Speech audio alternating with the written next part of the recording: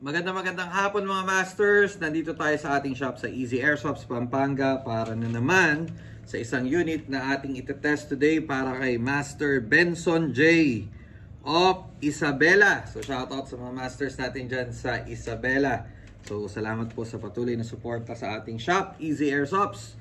So mga master, ang kanyang unit na nakuha ay KJW KP11. Ito ay CO2 na airgun. 4.5 mm or 4.5 mm. So ito yung kanyang unit mga bossing. KP11. So technically parang high kappa to. High kappa na pistol. Yan. Master, lagay pa made in Taiwan. Okay? And KJ Works made in Taiwan. Okay? So this is KJW KP11. Tapos ito ay airgun mga master. Hindi po ito airsoft. Ang bala po niyang ginagamit ay steel BBs. Ayan po, ito po ay 1 kilong steel BBs. Master, babawasan na namin ng konti. Ayan, binuksan ko na. Iti-tape na lang po namin para hindi kumalat yung bala mo. Kailangan namin buksan para po matest namin yung unit nyo, bossing. And then, nagbubukas din po ako ng isang CO2 couplet. Hindi ko na po tatanggalin dun sa unit nyo kasi papadala rin naman agad natin to sa inyo. Papaship na agad ito. Okay? So, yan, subukan na natin mga master. I-test na natin yung unit ni bossing. Ito yung kanyang unit. Remove magazine. So unahin natin yung steel BBs. Kuha akong konting steel BBs para malagay natin.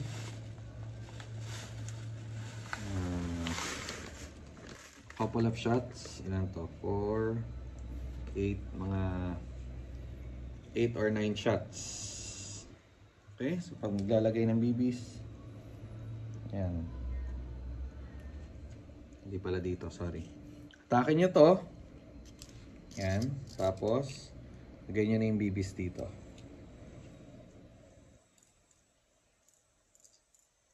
Okay. Nandun sa pinakadulo mga master ha, dito. Dito sa maluwag na part.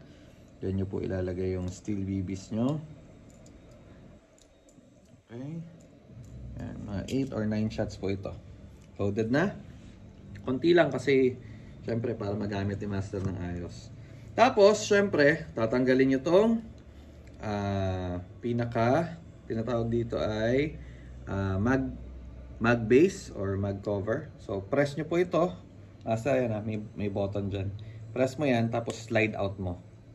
Slide out mo tong mag base nya. Okay.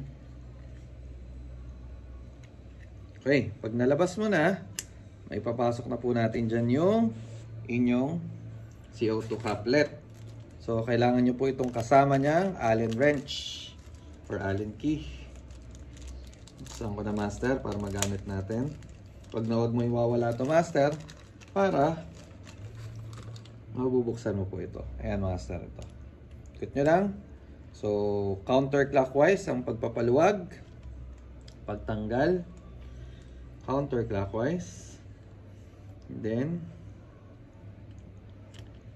yan, pag nakakabit siyang ganyan, huwag nyo nang tanggalin para pag inikot nyo clockwise na lang. So mga master, bago nyo po ilagay ito yan, ito bago siya butasin dun sa loob, may makikita po kayo dyan sa loob na parang rubber. So i-sprayan nyo po yung rubber part na yun, ito, silicone oil. So master, I advise pag sa mga bumibili ng CO2 na units, whether airsoft or airgun, lagyan nyo po ng CO2, yung rubber para po, ayan, lagyan na natin, para hindi po sumingaw agad.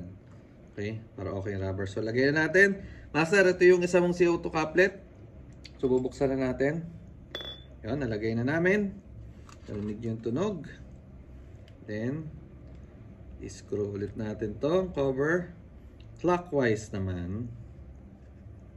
Yan, clockwise. Okay, pag medyo sumisikip na siya, dahan-dahan na kayong konti. Pag dumating na sa part na sobrang sikip, kailangan mabilis po yung pag-ikot nyo para hindi masyadong sumingaw. Kasi pag binutas niya at hindi nyo naigpitan kagad ng ayos, ang daming sisingaw na CO2. So sayang yun. So pag ramdam nyo sobrang higpit na, bilisan nyo na yung ikot para mailak nyo ng ayos. Ayan. Ayun, sumingaw na. Psst. Hindi nyo lang narinig. Pero, ibig sabihin, wala masyado sumirit kasi nga may CO2, may silicone spray na tayong nilagay. So, maganda yung pagkakasil niya. Okay? Alright. Ngayon, for testing na tong unit. So, hindi ko siya kayang i-test dito sa range. So, doon na lang tayo sa labas. Gagamit tayo ng bottle na pagtetesta natin para makita nyo kung gaano kalakas tong unit na to na kaya niyang bumasag talaga. Kaya niyang bumasag talaga ng bote. Okay? Let's go. Okay, so yun. As promised, itetest natin yung unit ni Sir. So, ito yung kanyang KJW KP11. So, mga master, as you can see, ayun yung target natin. Paki-zoom lang. Itetest natin siya sa bote ng Red Horse. Okay? So, pa-check na lang na wala siyang butas sa ngayon. Wala siyang damage.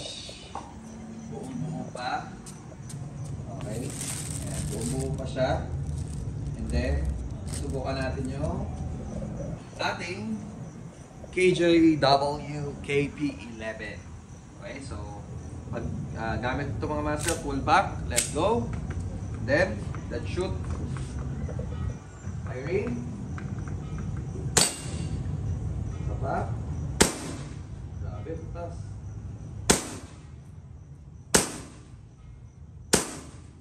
Nakikita ko yung mga butas niya.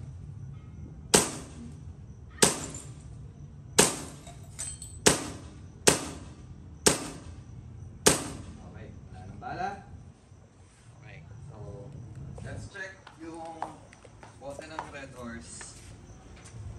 Yan, basag na basag talaga siya. Butas na butas. Actually, yung unang putok pa lang, nakita ko tumagos na siya. Pero syempre, dahil naka-several shots na tayo, talagang madudurog na siya. So, once again, ito yung unit ni Bossing, KJW KP11. Kung trip nyo yung gantong unit, available KP07, KP11, and also KP09. So, yung mga choices natin sa airgun units. Dito lang yan sa Easy Airsofts, Pampanga.